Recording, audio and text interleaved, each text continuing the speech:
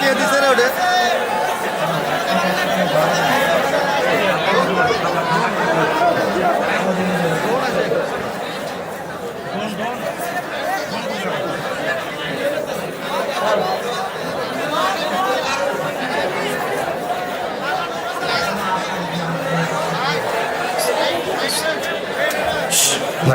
আওয়াজ নয়, আওয়াজ নয়। আপনার খেয়াল করছে যে সোজা এসে এখানে আমার ঘাড়ে এসে পুরো এই যে পাখাটা লাগছে, মনে হচ্ছে আমার ব্লিডিং হবে, কিন্তু আল্লাহর রহমতে আমার হবে কাটে নাই। আপনি ড্রোনটা ধরে রাখেন, যার ড্রোন সে নিতে আসবে ওকে আমি দেখবো যে এটা কে। আস্তাগফিরুল্লাহ, আস্তাগফিরুল্লাহ। কে ধাক্কা দিয়েছে? তুমি কন্ট্রোল করবা জিনিসটা। ঠিক আছে, আর ডানে যে বসে যাবা, ড্রোন আরো উড়াবা না, বাস রেখে দাও, যাও। আর কোনো কথা না ভাইজান, বগুড়ার সুনাম ধরে রাখতে হবে, বগুড়ার বদনাম হতে দেওয়া যাবে না।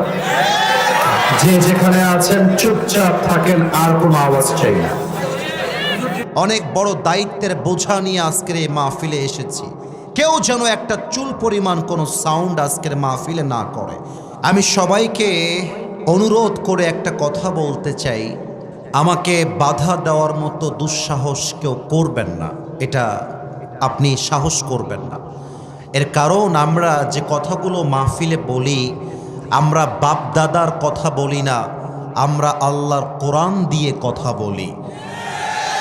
এবং আমরা যদি দলিল ছাড়া কথা বলি, আপনি আমাকে ধরতে পারেন, নট আ বিগ ডিল।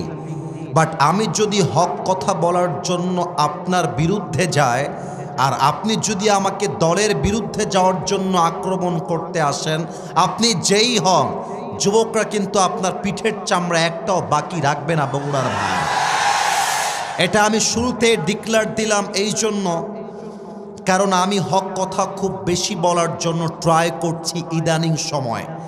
আমি দেখতে পাচ্ছি অনেক লোক যারা মাহফিলে আসে, তাদের মধ্যে দুই একজন লোক হক কথা সহ্য করতে পারে না।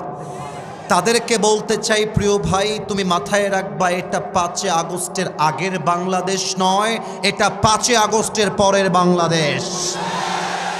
এখানে আমরা হক কথা বলবো বুকের পাটাকে উঁচু করে। আরে আমরা বিশ্বাস করি, আমাদের শহীদ ওসমান হাদি শিখিয়ে দিয়ে গিয়েছে, বিড়ালের মতো 500 বছর বেঁচে থাকার কোনো দাম নাই, বাঁচতে হলে সিংহের মতো 1 ঘন্টা গর্জন দিয়ে আমরা বাঁচতে চাই। শহীদ ওসমান হাদি যদিও বা সে পৃথিবী থেকে বিদায় নিয়েছে, শহীদ হয়ে গিয়েছে, তবে তার চেতনা এখনো মরে যায় নাই। আমার বিশ্বাস আগামীকাল যেই সূর্য উঠবে, সেই সূর্য উঠবে ওসমান হাদির চেতনায়। আগামীর পার্লামেন্টে আইন পাস হবে ওসমান হাদির চেতনায়, আর আগামীর পার্লামেন্ট চলবে আল্লাহর কোরআনের সংবিধান দিয়ে ইনশাআল্লাহ। এই জন্য না, তাকবীর দেওয়ার প্রয়োজন নেই, আমাকে কথা বলতে দেন, আমি কথা বলতে এসেছি। আমি বলেছিলাম আগেই, আমার হক কথা বলার জন্য আমাকে স্পেস তৈরি করে দেওয়া লাগবে। But to be honest with you, মন থেকে বলছি, আমি কোনো দলকে ঘৃণা করি না। আমি প্রত্যেকটা দলের ভালো গুণ যেমন বলি, খারাপ গুণটাও বলে দেই, যাতে করে তিনি শুধরে যায়। তবে আমরা চাই আগামীর বাংলাদেশ হবে বিভেদের বাংলাদেশ নয়, আগামীর বাংলাদেশ হবে ঐক্যতার বাংলাদেশ। বলেন তো, আমাদের সুখে দুঃখে আমাদের ভরসা এক রবের উপরে, বলেন সবাই, সেই রবকে। আল্লাহ আমার রব। লজ্জা পাইলেন কেন আপনারা? আর একবার চান্স দেই, আল্লাহ আমার রব। দমে দমে তনু মনে তারি অনুভব, তোমার দুনিয়াতে আমি যেদিকে তাকাই, অথই নেয়ামতে ডুবে আছি সবাই। পাখ পাখালির কণ্ঠে শুনি তসবি কল রব, তসবি কল রব। আল্লাহ আমার রব। দমে দমে তনু মনে তারি অনুভব। রবকে আল্লাহ রব্বুল আলামিন বলছেন, যেই বান্দা সুখে দুঃখে একটা কথা বলতে পারে, আল্লাহ ভরসা, আল্লাহ ভরসা, আল্লাহ ভরসা, আল্লাহ আমার সাথে আছে। আমার আল্লাহ রাব্বুল আলামিন ওয়াদা দিচ্ছেন, যেই বান্দা বলতে পারবে আল্লাহ ভরসা, ওই বান্দার আর কাউকে লাগবে না, আমি আল্লাহ তার জন্য একাই যথেষ্ট হয়ে যাব। এটা জোরে সোরে সুবহানাল্লাহ পড়তে পারলেন না? আর একটু জোরে পড়তে পারলেন না? Whoever trusts in Allah subhanahu wa ta'ala, Allah is sufficient for him. আল্লাহ বলছেন, যেই বান্দা আমি আল্লাহর উপরে ভরসা করতে পারে, ওই বান্দার কাউকে লাগবে না, আমি আল্লাহ একাই তার জন্য আল্লাহ হিসেবে যথেষ্ট হয়ে যাব। সুবহানাল্লাহ। 1 নাম্বার আয়াত। 2 নাম্বার আয়াত পড়ার আগে একটা প্রশ্ন করতে চাই যুবক, মুরব্বী, মা, বোন সবাইকে, কিন্তু উত্তর যেন ভুল না। সেই বগুড়ার একটা স্ট্যাটাস আছে, এটাকে লো করে দেওয়া যাবে না। কোরআনুল কারীমের সবচেয়ে বড় সূরার নাম হচ্ছে সূরাতুল কাউসার।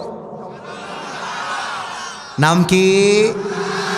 সূরাতুল বাকারা। আর একটা প্রশ্ন, সূরা বাকারায় মোট কয়টা আয়াত আছে কে বলতে পারে? এই যে উনি বলেছেন প্রথমে, আপনারাও সঠিক বলেছেন। ওখানে একজন বলেছে বাঘের বাচ্চা, খুব সাহস। কে গো ভাই তুমি? কি নাম তোমার? সৌরভ। বসো। আল্লাহ তুমি সৌরভকে বউ দিয়ে দাও। 286 নাম্বার আয়াতেই আল্লাহ তাআলা কি বলছে খেয়াল করেন। আমরা কিন্তু তাফসীরের গভীরে যাওয়ার we are trying our best, চেষ্টা করছি আমরা। আউযু বিল্লাহি মিনাশ শাইতানির রাজীম। লা ইউকাল্লিফুল্লাহু নাফসান ইল্লা উসআহা। Allah says in this ayah, He doesn't test anybody beyond their power. আল্লাহ বলছেন, আমি কখনো আমার বান্দাকে কোনো কষ্ট তার সাধ্যের বাহিরে চাপিয়ে দেই না। এবার আপনাদের যারা কথা বলছেন তাদেরকে বলছি, আমার কানে কিন্তু আওয়াজ আসে। আমি কিন্তু ধমক দেওয়ার জন্য মাহফিলে আসি নাই। আমার তো মনে হয় যুবকরা আমাকে সবচেয়ে বেশি ভালোবাসে, আমিও আমার যুবকদেরকে অনেক বেশি ভালোবাসি। তোমাদের বিয়ের কথা বলবো তো, একটু সময় তো আমাকে দিবা নাকি রে বাবা? আমাকে let's come to the main point, আসতে দাও আমাকে আসল জায়গায়। আচ্ছা, আমার দিকে তাকায় বলেন, আসিফ হুজুরকে আপনাদের সবার মুরব্বী লাগে না যুবক যুবক লাগে? আরো জোরে বলেন, মুরব্বী লাগে না যুবক যুবক লাগে? আল্লাহ রাব্বুল আলামিন বললেন, আমি তাকে সেই বোঝা দিব আমার বান্দা যেই বোঝা সহ্য করতে পারে। এবার একটা মজার উদাহরণ দিব, শুনতে হাসি লাগবে, তবে হাসির পাশাপাশি পয়েন্ট আপনাকে বুঝতে হবে। আমার ডান হাতের দিকে একটু খেয়াল করবেন। Everybody look at my right hand. একটু ডান হাত খেয়াল করবেন। আমার পাশে যে আমার আব্বাজান বসে আছে, ওনাকে দেখা যায়? এই যে সব মরে গেছে, বলেন দেখা যায়?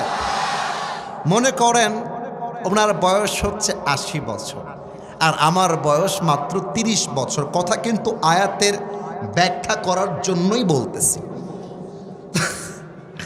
তো আমাকে যদি আমার বউ বলে যে আমাকে তোমার কোলে তুলে হাঁটতে হবে, কথার কথা, তো আমার গায়ে যেহেতু শক্তি আছে, আমি একজন যুবক মানুষ, আমার তো মনে হয় যুবকের বউ যতই মোটা হোক, যুবক তার বউকে কোলে তুলে অন্তত 3 কদম হলেও তো হাঁটতে পারবে। যুবক ভাইরা বলো বলো।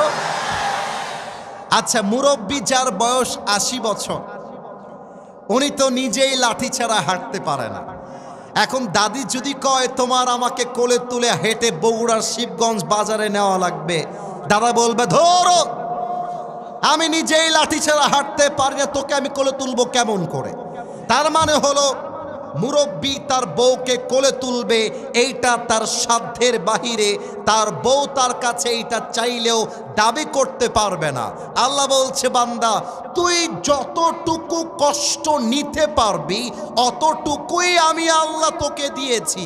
অতএব হাই হুতাশ করতে চাস না, জাস্ট বল আল্লাহ তুমি আছো, আল্লাহ তুমি থাকবা, তোর কষ্ট আমি আল্লাহ নিজেই হালকা করে দেব। একটা উর্দু কবিতা মনে পড়ে গেল, যে কবিতাটা লিখেছেন বিশ্বকবি আল্লামা ইকবাল রহমতুল্লাহি আলাইহি। আপনারা কি উর্দু কবিতাটা শুনতে চান? এত জোরে তো আওয়াজ দিলে হবে না, আরো জোরে দিতে হবে। শুনতে চাই আমরা সবাই। আমার তো মনে হয় যদিও বা উর্দু ভাষায় কবিতা, কিন্তু আমার কোনো মুরব্বী যুবক এখানে হয়তো বা এমন নেই যেই মুরব্বী হিন্দি বা উর্দু বোঝে না। আমার তো মনে হয় যুবকরা জাস্ট হিন্দি আর উর্দু নয়, আমার যুবকরা ইংরেজি ভাষাও পরিপূর্ণ বোঝে, ঠিক কিনা?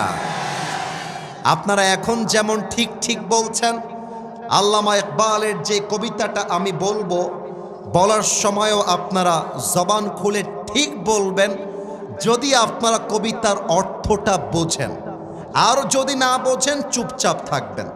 দেখা যাক আপনারা তাওয়াক্কুলকে নিয়ে লেখা উর্দু কবিতা বুঝতে পারেন কিনা আমার প্রিয় বগুড়াবাসী। আল্লামা ইকবাল লিখেছেন, गम के बाद खुशी जरूर आती है और ये खुशी अपनी रब की तरफ से ही आती है। हर रात के बाद दिन की रोशनी जैसे छा जाती है, सब्र करने वाले बंदों को खुदा की तरफ से नेमत वैसे ही मिल जाती है। जो दुख में भी अपनी रब को याद करता है, रब उसका हाथ कभी नहीं छोड़ता। जो दुनिया से कुछ ना कहे बस अपनी रब से कहता है, उसकी दुआओं का जवाब हमेशा खामोशी में आता है। मेरे दोस्त, इसलिए जब तुझे मांगना हो तो उसी से मांग, जब तुझे पुकारना हो तो उसी को पुकार, और जब तुझे किसी पर भरोसा करना हो तो उसी पर कर, क्योंकि भरोसे के काबिल, एतमाद के काबिल, ईमान के काबिल, यकीन के काबिल सिर्फ वही है, वो तेरा रब है, वो तेरा अल्लाह है। এবার বলেন ঠিক আছে কিনা? আল্লামা ইকবাল লিখেছেন, রাতের পরে দিন যেমন আসে, কষ্টের পরে সুখও তেমন আসে। কষ্টের কথা বউকে আগে বলতে যেও না, মাকে আগে বলতে যেও না, সেজদায় লুটিয়ে যাও, আল্লাহকে ডাক দিয়ে বলো, আল্লাহ আমি আমার কষ্টে আছি। আল্লাহ বলছে, বান্দারে যখন তুই সেজদায় পড়ে যাবি, আমি আল্লাহকে ডাক দিয়ে বলবি, আল্লাহ তুমি আমার শেষ ভরসা, আমি আল্লাহর ওয়াদা, আমি আল্লাহ তোর জন্য একাই যথেষ্ট হয়ে যাব। সুবহানাল্লাহ পড়বেন না আপনারা?